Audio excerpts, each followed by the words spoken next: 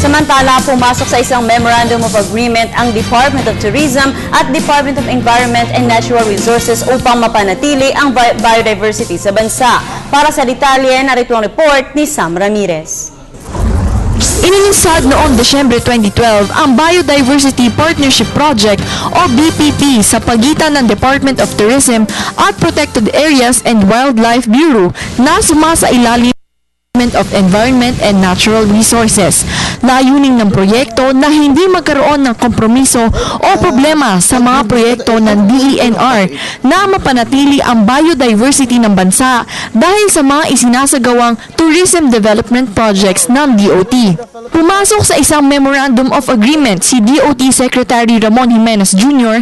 at DENR Secretary Ramon Paje upang masigurado ang pangangalaga sa kalikasan at gayon din sa mga endangered species. Kasama din sa proyektong ito ang pagsasanay ng mga LGUs o local government units sa mga piling pilot sites na sinasabing mayaman sa biodiversity. Kasama sa kanilang pagsasanay ang pagplano at pamamahala ng mga gawain pang-ekonomiya na hindi makakaapekto sa natural na tirahan ng iba't ibang uri ng hayop sa mga lugar. Ang proyektong ito ay may pondong 17 milyon dolyar at ito ay mula sa Global Environmental Fund sa United Nations Development Program.